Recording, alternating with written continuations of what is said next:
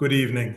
My name is Alan Price, and I am director of the John F. Kennedy Presidential Library and Museum. And on behalf of my colleague, Rachel Day Floor, executive director of the John F. Kennedy Library Foundation, I'm delighted to welcome all of you who have joined us online for this exploration of the JFK Library's special website, Hemingway at the JFK, with our Hemingway scholar in residence, Dr. Hilary Justice. I'm particularly thrilled to have Dr. Sean Hemingway, Ernest Hemingway's grandson, and Sean's wife, Dr. Colette Hemingway, here with us virtually to introduce this evening's program. The Hemingway family have served as steadfast stewards of the Ernest Hemingway collection at the JFK Library, extending the extraordinary legacy of leadership and generosity of Hemingway's son, Patrick, and Patrick's late wife, Carol. I'm also grateful to all those whose financial contributions allow the Hemingway collection to thrive. Hemingway Limited, which has served as a leadership supporter of the collection, and the Hemingway at JFK website, as well as our Friends of the Hemingway Collection members.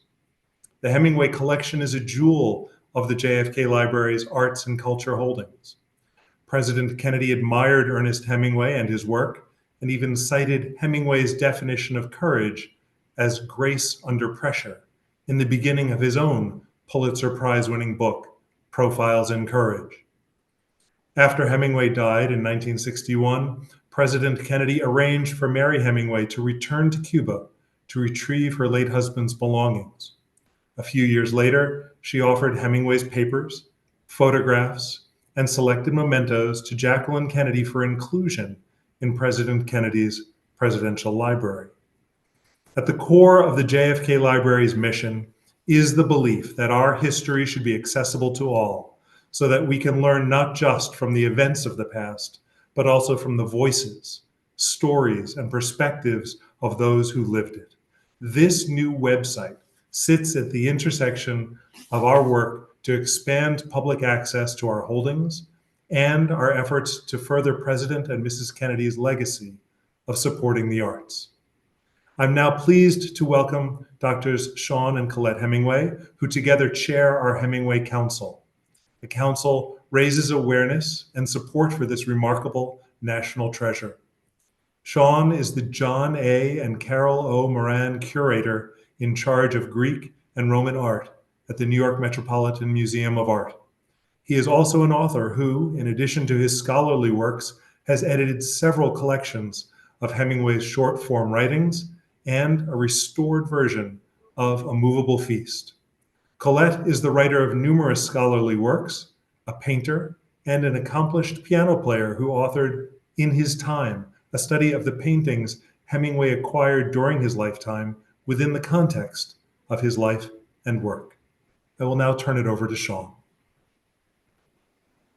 Thank you, Alan. And thank you also to Rachel Floor, Executive Director of the John F. Kennedy Library Foundation, for her commitment to stewarding the Ernest Hemingway collection at the JFK Library.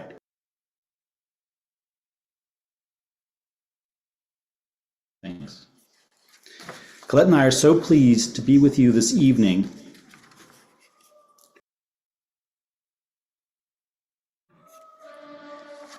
Hemingway at the JFK is a very exciting digital project. Sorry, we're having some technical difficulties. And we are thrilled that all of you will have this opportunity to hear about the content, creation, and evolution of this living website from Dr. Hilary Justice. This rich and compelling new resource is the world's first authoritative website covering Ernest Hemingway's complete life, times, works, and legacy. It offers individuals across the globe access to the materials found in the Hemingway collection housed at the JFK Library in Boston, as well as the learnings and interpretations of leading experts and scholars. The collection is, as Alan shared, a treasure. It contains nearly all of my grandfather's known papers and manuscripts, along with photographs, family scrapbooks, books, personal items, artwork, and his extensive correspondence with the literary and cultural figures of his era. I hope you will all find it as fascinating as I do to see how these various items have been featured digitally to provide unmatched insight into Hemingway and his work. As a child, Hemingway, who passed away before I was born, was an icon to me and my family. I grew up hearing stories about him from my parents and relatives, and as I grew older, I came to know him as others have, through his writings and through the materials made public by the JFK Library and other institutions that carry forward Hemingway's legacy. Now, this special website brings together the elements of the collection, supplemented by materials from Hemingway partners, and connects them to create an ever-evolving experiential platform for visitors. Many already familiar with Hemingway, and many who are just encountering him for the first time. Through their time spent on the site, they can build their own picture of this great writer and hopefully connect with his writing that continues to inspire so many of us. Colette and I are grateful to Dr. Justice and the team at the JFK Library for their work in making all this possible, and I'm pleased now to invite Colette to share some reflections. Colette.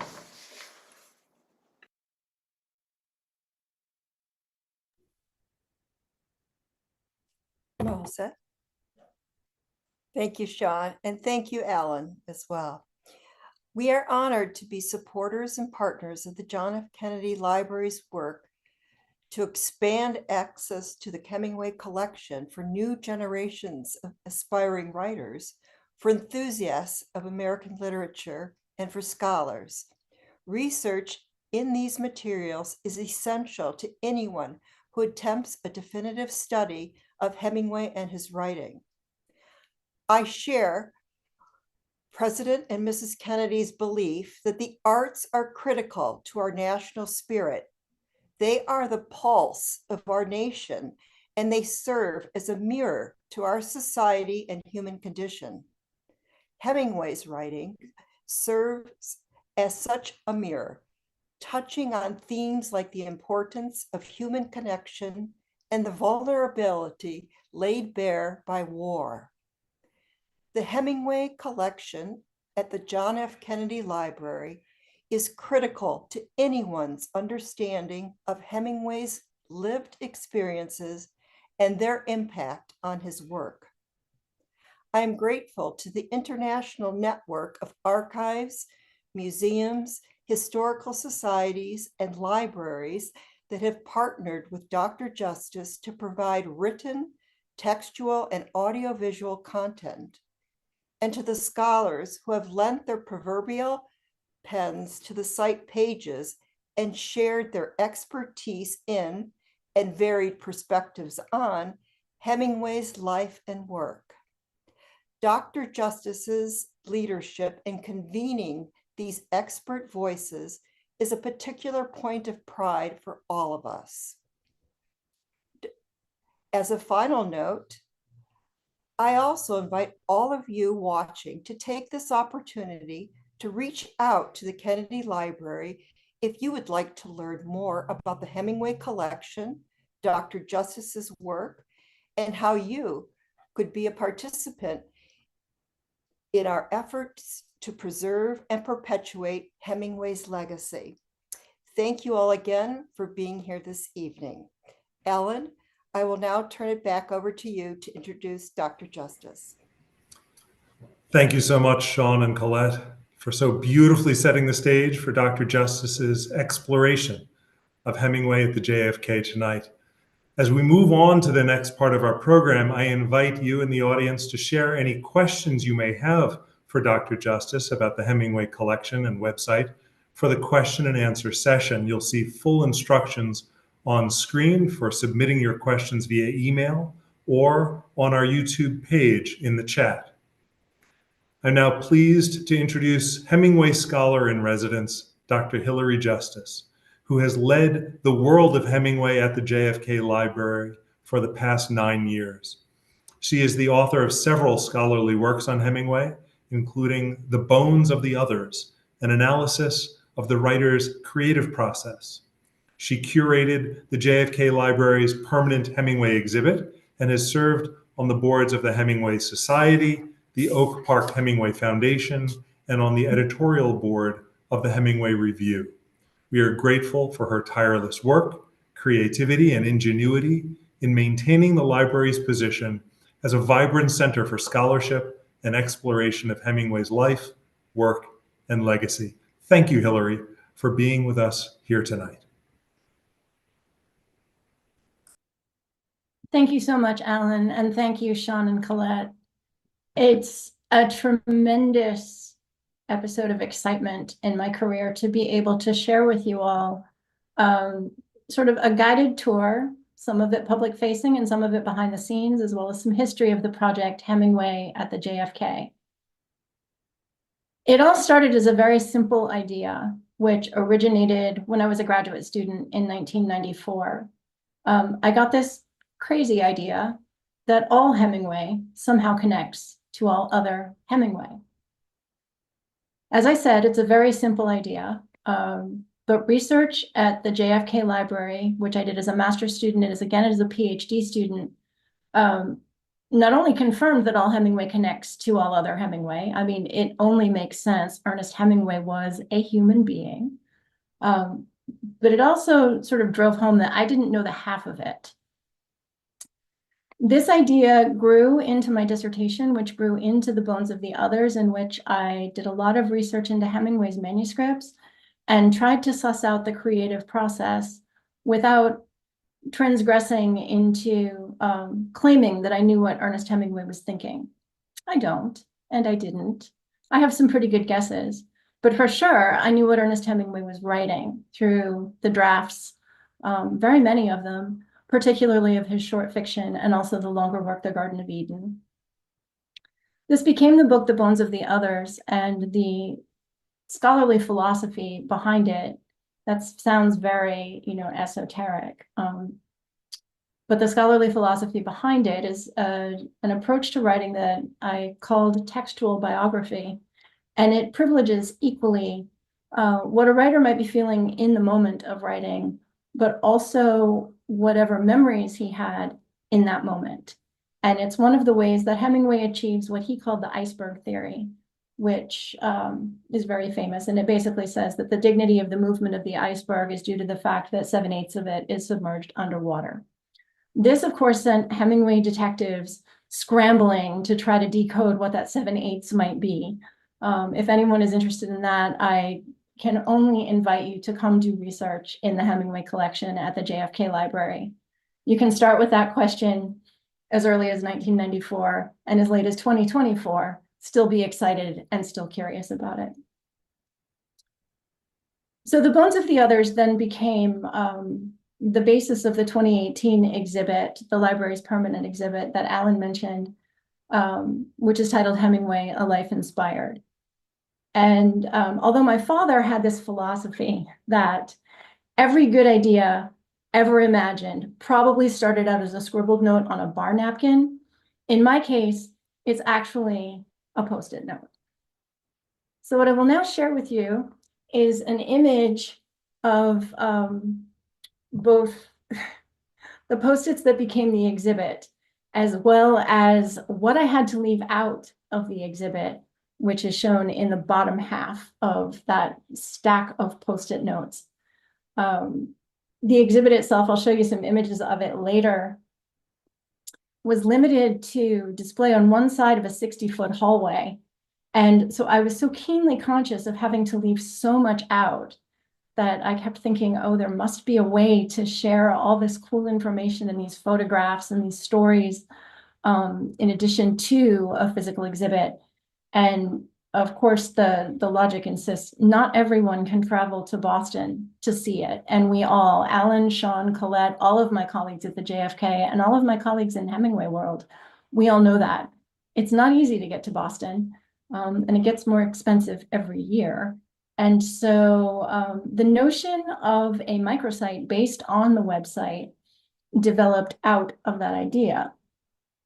In 2019, the JFK Library and Foundation received a seed grant from the Idaho Humanities Council to start thinking about a microsite, and we were well on the way to developing that when COVID-19 hit. At which point, some progress had been made. I spent the year of 2019 along with my intern, Hannah Driscoll, going through every one of the over 11,000 photographs that make up the Ernest Hemingway Personal Photographs collection at the library. So that's 11,000 photographs. Hannah and I looked at each one. And as far as I know, we're the only two people since the original catalogers, and possibly since Ernest Hemingway himself, who has literally seen and examined every single item. The stories implied by those photographs are just tremendous. And a colleague of mine, who was one of my predecessors in the Hemingway position at the JFK Library, had mentioned speaking with Patrick Hemingway just years ago, and Patrick expressing the desire that people could see more of the photographs. So Hannah and I had gone through all 11,000 plus photographs at that point, and then everyone shut down for COVID, during which everyone's lives seemed to translate to an online version. And the possibilities of this microsite to sort of share the exhibit with the larger world grew. I love it when ideas grow. It's very exciting. This one quickly grew beyond even my wildest imaginings.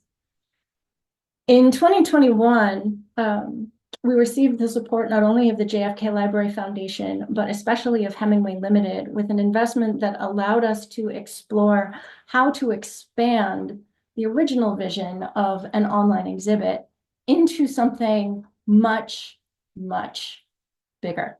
The Post-it notes that you see on the wall behind me, this is the latest evolution of planned content for the website, and it gives you some idea how this idea grew.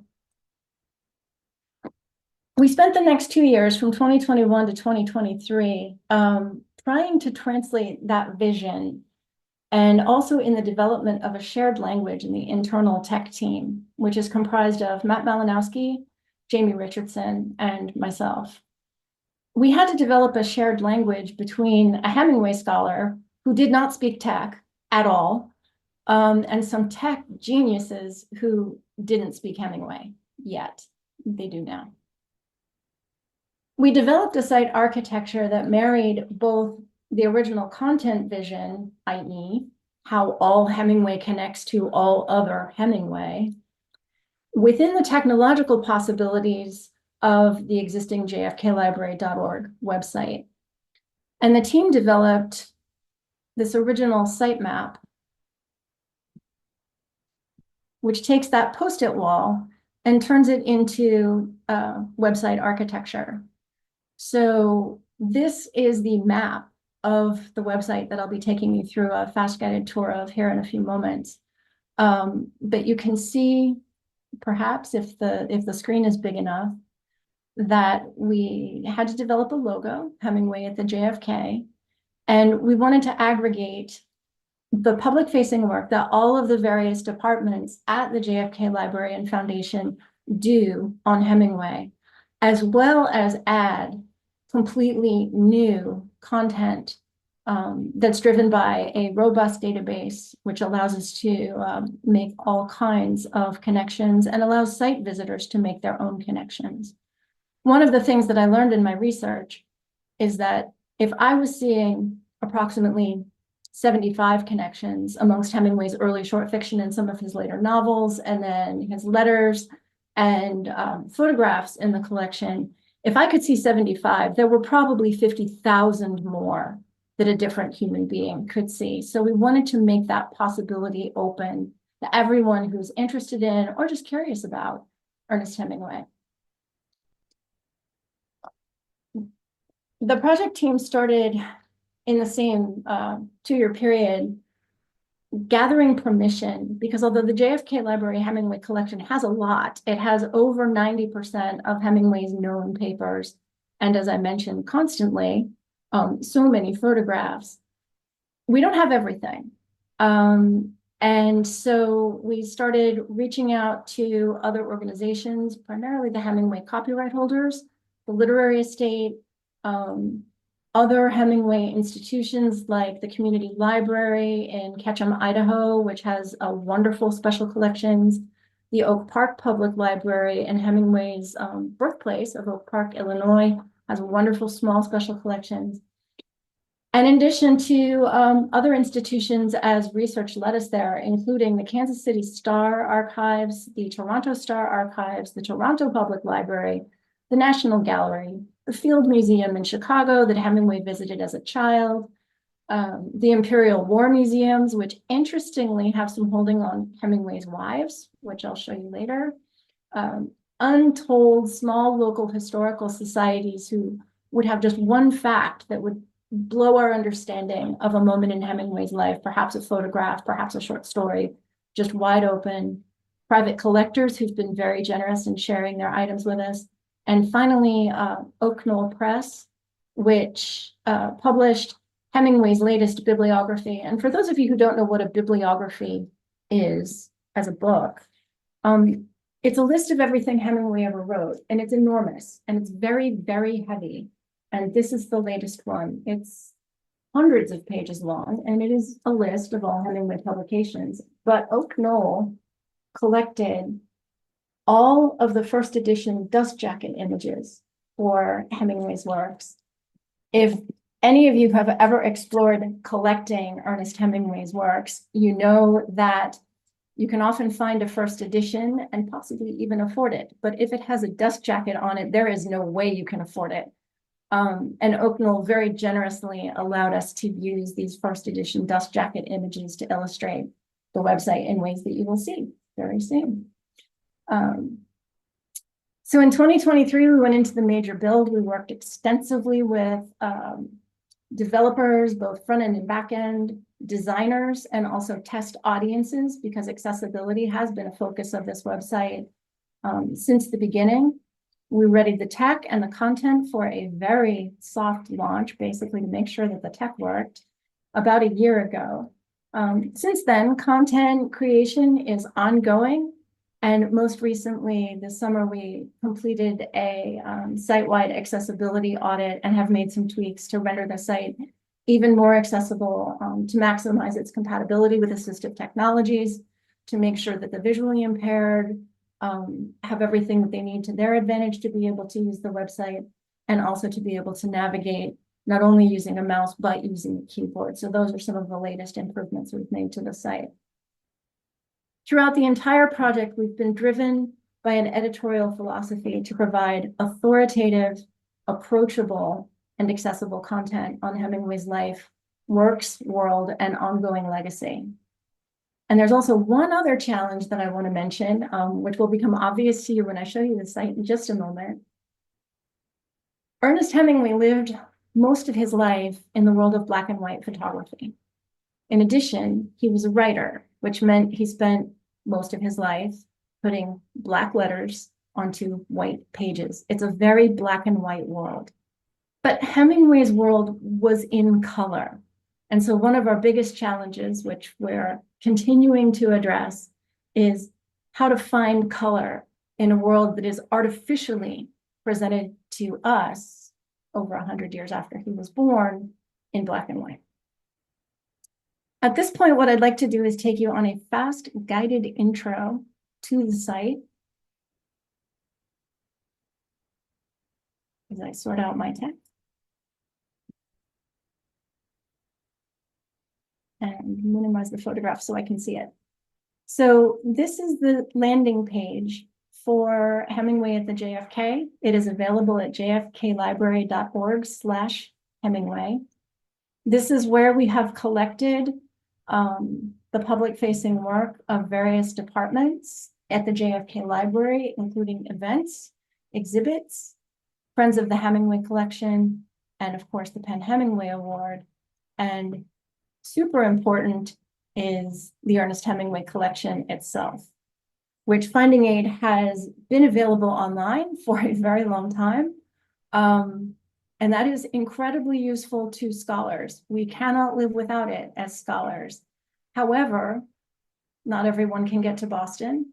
And also not everyone has the time, expertise, or confidence, really, to go look at the Hemingway collection in person themselves. Additionally, we have a Hemingway dedicated search function. I'll show you a little bit about that later. And then this explore Hemingway's life and works, represents all of the new content in its nascent form. This is the labor of love of so very many people, uncountable. And so what you'll see here is just the merest glimpse of what's already here, which itself is the merest hint as to what the site is designed to grow into. I'm going to start off on the About page, which includes my personal encomium on Ernest Hemingway, which you can read at your leisure. But one of the things I want to highlight is the many different paths that people can take into learning about Ernest Hemingway. Assuming they land on the landing page, it looks like there's a very distinct linear path to follow among the pages that exist on the site and the pages that will exist. However, we wanted to make as many doors as possible. So in addition to the top navigation menu, you can always navigate by things that appear at the bottom of the page. I'll try not to scroll too much because I know that's very dizzying to watch online when you're not the one in control of the scrolling. The content is organized in terms of Hemingway's works, Hemingway's life divided into periods, Hemingway and place, which is a very useful way to think about Hemingway, especially since he returned to certain places so very often over his lifetime. And then a category that right now is Hemingway's family, but which is designed to grow into the much larger circle of people he considered friends, professional acquaintances, and other major figures in his world.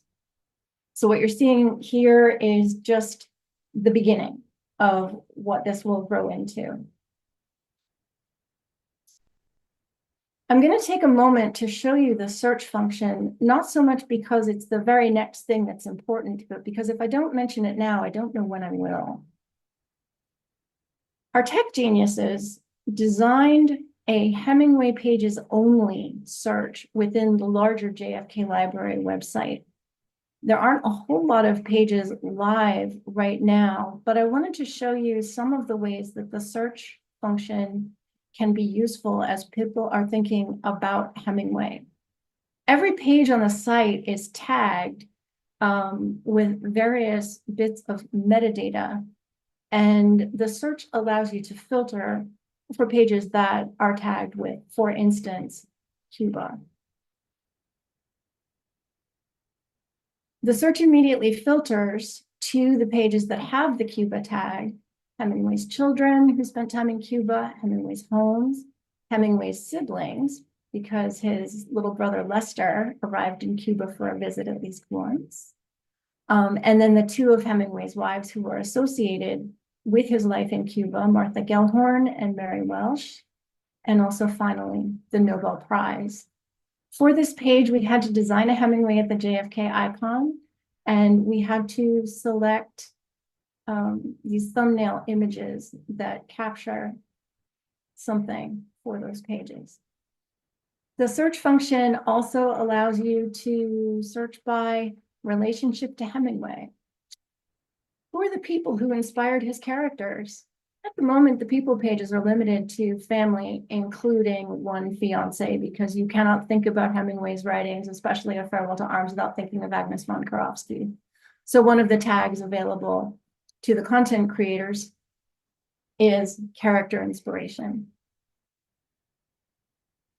I'm now going to leave the search pages and go back to content. So let's start with family. At the moment, we have Hemingway's family of origin, parents and siblings, his wives and fiance, and Hemingway's children. Each of these pages is live on the site. And what I would like to do at the moment is I'm going to highlight Hemingway's wives, in part because one of the most frequently asked questions anyone who works in Hemingway is ever asked is, oh my gosh, why did he get married so many times? I think a more interesting question is, how did he manage to fall in love so many times,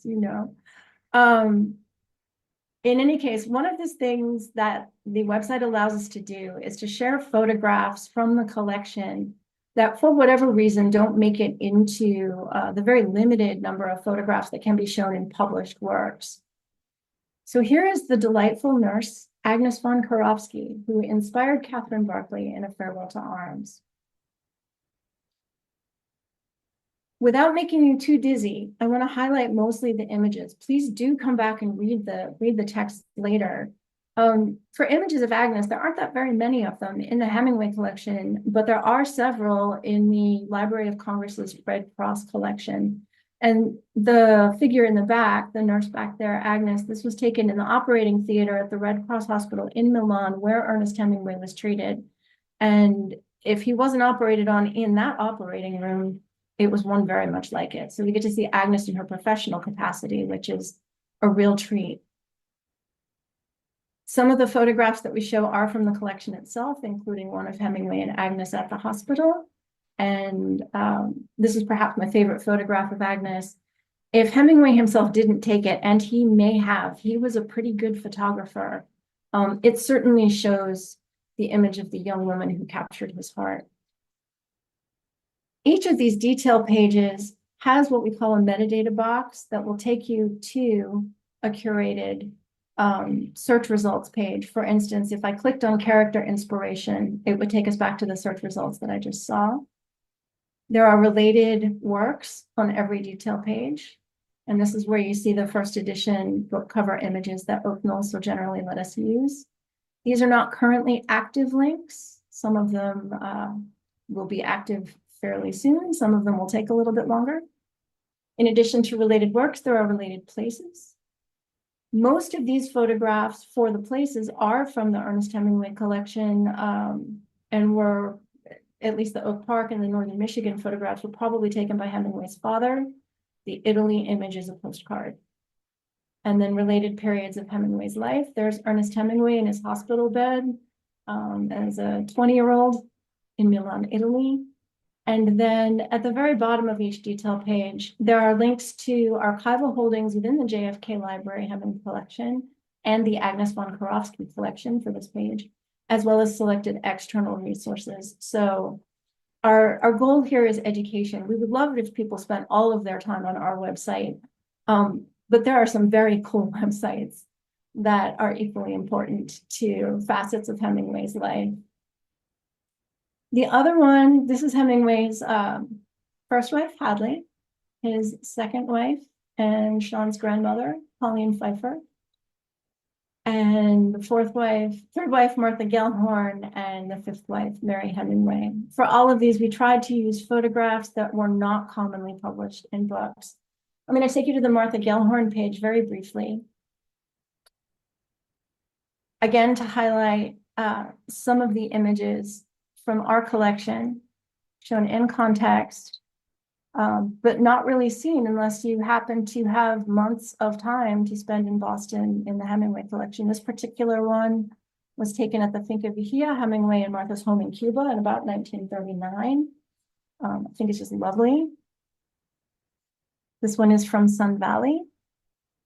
There's Martha with Hemingway and his boys. A little quote from Patrick Hemingway, who once told me we loved Marty. She was so much fun. More pictures of Martha out enjoying the outdoor life and writing. And then we have the influence of Martha on Ernest Hemingway's life. She was a famous journalist. She was a writer herself. And for the first time in Hemingway's life, his career didn't always drive their travel itinerary. This was taken in Hawaii on the way for her to cover events in China. And I don't think it takes a lot of imagination to notice how very uncomfortable Hemingway looks. He was not driving the show on this particular voyage. And it shows in his body language. The photographs are just remarkable and I think show a different side of Hemingway. There's Martha at work. And then finally, there's Martha at working as a war correspondent in Italy in World War II. World War II kind of marked the end of that relationship, but it certainly didn't mark the end of Martha Gellhorn's career. And here is one of those lovely color moments that I mentioned earlier. This is from the National Postal Museum. It was a stamp that Martha Gellhorn earned in her own right, and you will notice that her last name in a stamp is not Hemingway. I'm now going to back up a little bit and just show you a couple more glimpses of other kinds of Hemingway pages. Forgive me for having to navigate and perhaps making you dizzy. We have Hemingway's periods of life. Many of these are not yet active links, and I will show you why right at the end. One of them that is active is Hemingway's childhood. This was a research area of mine for many years. In addition to Hemingway family photographs, that's baby Ernest in the lake with his older sister Marceline at their summer home in Michigan. We have posters and things from events that Hemingway was taken to as a very small child. He was taken to the circus. We know this from his mother's scrapbooks. We know that Pawnee Bill's Wild West came to Oak Park right around his second birthday. And in fact, the parade was probably right on his second birthday. And doubtless, as a 2-year-old, he probably thought they were there for him. Here's a Pawnee Bill poster that shows a bullfight. It is possible that Hemingway's first bullfight was part of the Pawnee Bill Wild West show. What we've tried to do in organizing the content is seed things from Hemingway's early life that will become important to his later writing. So that bullfight poster, it connects in Hemingway's imagination to his later work on bullfighting, most famously in Death in the Afternoon. There's Hemingway dressing up in his Pawnee Bill costume. He had a great imagination and loved to pretend as a child. That's not how he dressed normally. That was a costume that was given to him as a gift. And there he is with his toy rifle on his boat, which is parked in the middle of a meadow, not on the water. The Hemingway family saw the Hiawatha play, which has a fascinating history, and I urge you to read more about it. It was actually performed in Anishinaabemowin, the Native American language, accompanied by an English language narrator. And the Hemingway family saw that every summer. There is Ernest Hemingway's elementary school. This is an item from private collection. One of the first things he had to read in school was Longfellow's The Song of Hiawatha. And right now there, Susan Beagle is doing wonderful work considering the interplay between the Song of Hiawatha and the Old Man and the Sea. Here's Hemingway's later family home where they moved in 1906. An exhibit that he saw at the Field Museum after it was just installed, The Fighting Elephants. He wrote an essay about that exhibition when he was in high school. And obviously he got the bug about Africa and natural exploring from childhood hero Teddy Roosevelt very, very early on. At the Field Museum, he caught his first glimpse of the greater kudu that proved so elusive in Green Hills of Africa. And then in 1909, where this ends, he started following Teddy Roosevelt's African safari in the Chicago paper. So he was reading about safaris by the time he was 10. The periods continue all the way down to his last years. And so you can see images.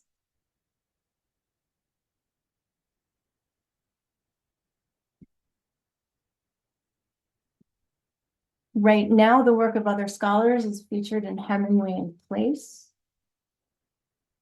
Kansas City, Missouri was written for us by Steve Paul, author of Hemingway at 18. Steve Paul was a journalist at the Kansas City Star, which is the same newspaper Ernest Hemingway worked at, and is currently the president of the National Biographers Association. The section on Hemingway in Toronto was written by independent scholar Marianne Miller, who has done incredible archival research into Hemingway's Toronto years. This is an incredibly long page, but some of the highlights that she has found and we received permission to share include the advertisement for the apartment that Ernest and Hadley rented when they lived in Toronto. This is the apartment building, and there is the advertisement that Hadley saw in the paper that resulted in them living there. So the detail work by these scholars who are experts in a certain facet or niche of Hemingway studies is truly, truly remarkable. The last thing I want to show you from the website is, of course, Hemingway's works. Here is the list of Hemingway's published works organized by title. And this one I am going to zip through because it is long. It is very, very, very long. However, each of these titles will eventually become a link. And so now I'm going to take you to the detail page on Out of Season.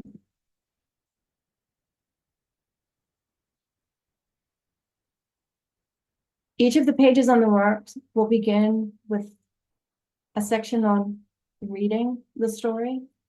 But very excitingly, we have the opportunity for the first time, and with thanks to the Hemingway copyright owners, to occasionally highlight excerpts from the textual collection at the JFK Library. What you see here is an excerpt of Hemingway's first known draft of the story, just a short excerpt there. And this enables us to compare it to the text of the published story, which is obviously longer and different. And then for scholars to explain how to think about that. What did Hemingway add? Well, in this one, he added a line about Max Beerbohm. Okay, well, who the heck is Max Beerbohm? I didn't know. I had to look it up. I'm a Hemingway scholar. I don't know everything. Well, it turns out that Max Beerbohm was a famous caricaturist, and he was a very well-known homosexual at a time when homosexuality was illegal. And so the reference to Max Beerbohm raises a possibility about how one of the characters in the story is misinterpreting the behavior of another character in the story. And so just looking at this little excerpt from Hemingway's draft and what it became in the published version, and this is the first opportunity anyone has had to do this outside of going to Boston and looking at the collection and doing this work of collation themselves. It's really an opportunity to share the amazing creativity that was happening in Hemingway's mind from first draft to later draft to publication, and saying, well, okay, why did he include that? It opens up a new door for people to explore and really think about Hemingway in a lot of new and rich and exciting, and in some cases, just eye-opening ways. I never, ever would have thought that that particular story, Out of Season, has anything to do with how easy it is to misread each other if we don't share a language, if we don't share cultural codes. The story seems to suggest that the main character in the story, the young gentleman, suddenly thinks this Italian man is coming on to him, and he gets incredibly jumpy and weird about it. But if you don't know who Max Beerbohm is, and you don't actually stop and think about the Max Beerbohm line, you have no idea. So the story becomes better in the sense of richer, more pertinent, more relevant right now than you could possibly imagine. And so I'm incredibly grateful both to all of my colleagues at the JFK and also to the Hemingway family for making this kind of work possible. I know we started a little bit late, and I'm not sure where we are on time, so I wanted to check in with Alan and see where we are with the Q&A. I have a question ready for you. Okay. You mentioned that there were some singular facts from small historical societies that blew you away. Would you be able to share some of the most interesting ones? Absolutely. I'm glad you mentioned it. And I have to do another screen share in the middle of Q&A, but I'm so glad this came up. The piece that I am researching right now is the next period of Hemingway's life, his adolescence. So this is approximately 1910 to 1919, exclusive of World War I, because that gets its own section, obviously. And one of the photographs in the collection started bugging me. Because before Hemingway was famous, and before he went to famous places and had his photograph taken by famous photographers, he was a kid. And so this photograph is from a hiking trip that Hemingway, who's that young gentleman there on the left, and three of his buddies took, more or less with his parents' knowledge, but to where? And so we have these photographs. We have no idea where they were taken, no idea who these people are. And so a tremendous amount of research is required to figure out what the heck is going on. And from the same trip, the boys posed for each other. Hemingway had a Brownie camera with him, and thanks to my colleagues in audiovisual archives, we know that photographs from this trip were taken with 2 different cameras, the things you learn as a Hemingway scholar. And so I went to town trying to figure out where this railroad bridge actually is, to figure out how far the boys went from Oak Park, how far they could go, with or without Grace and Clarence Hemingway's knowledge, although certainly with their blessing. The Hemingway kids were all just free-range kids. They were very self-reliant. Their parents taught them, good survival techniques for being in the wilderness and stuff. But I needed to know where this bridge was. And so I learned that Hemingway, from one of his journals, I learned that he navigated by railroad tracks and rivers, which makes perfect sense as soon as you think about it.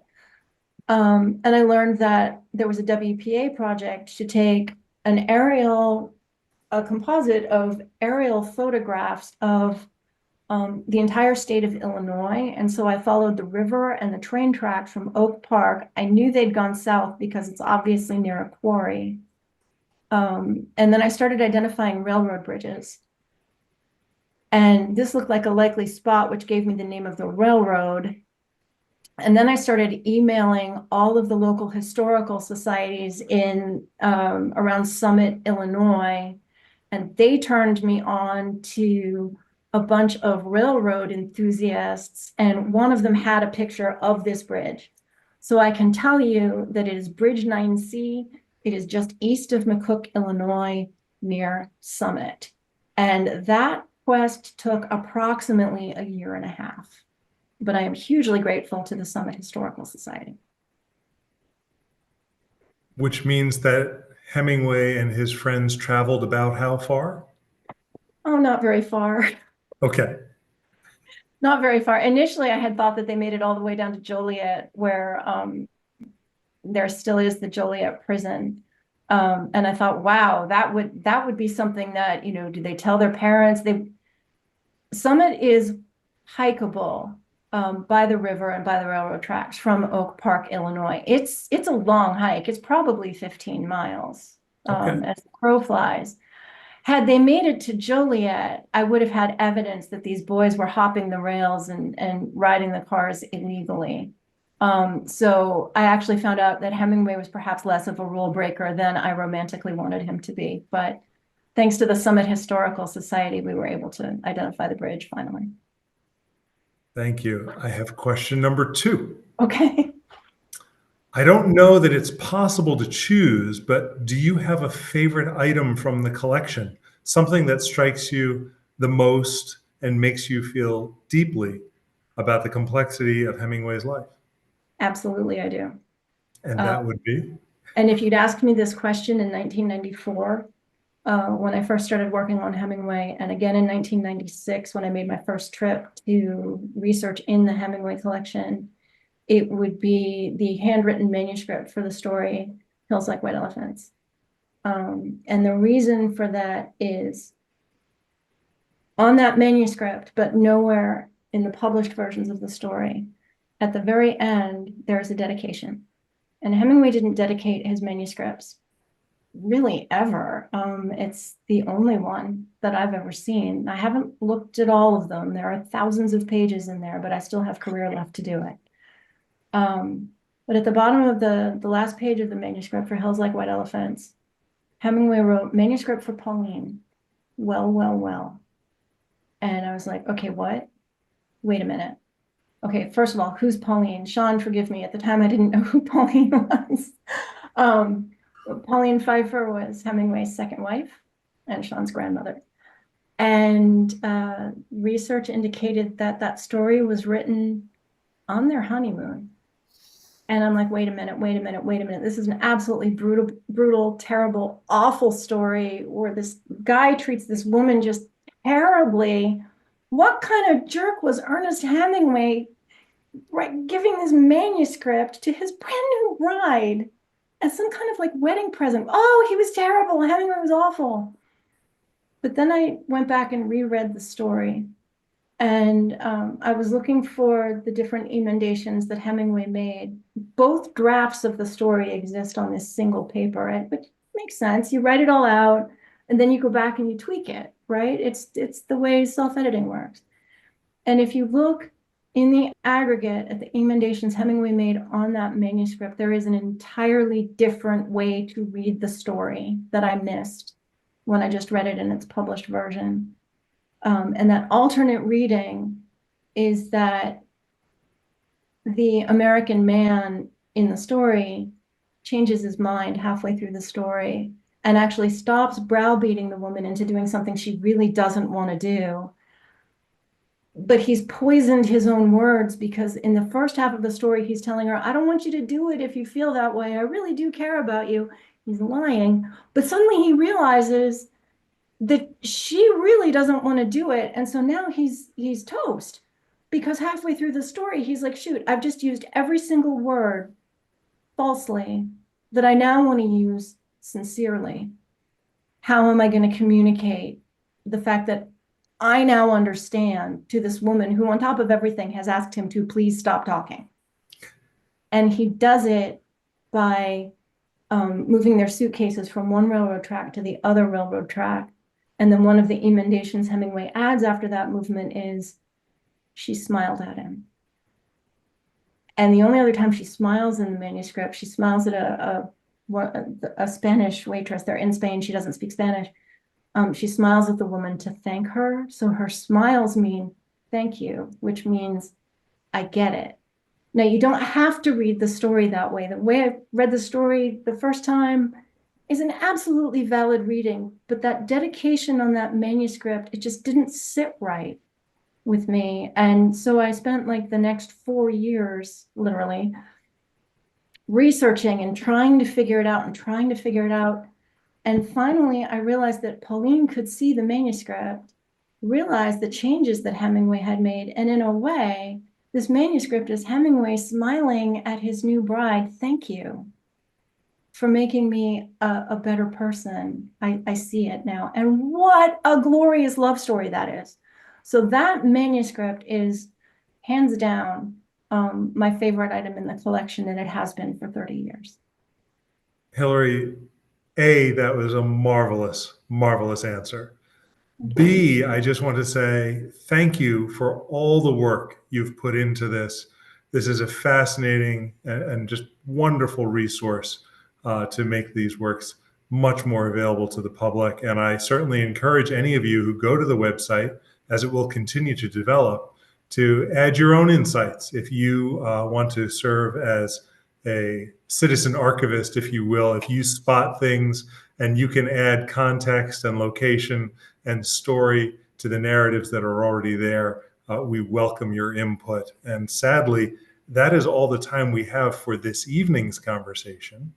And I want to thank Dr. Sean and Colette Hemingway and Dr. Justice for being here this evening, and for all of you for tuning in. And I hope you'll take this opportunity to dive into the world of Hemingway and also explore how you can support the collection by visiting us at jfklibrary.org/Hemingway. And I wish you all a wonderful evening.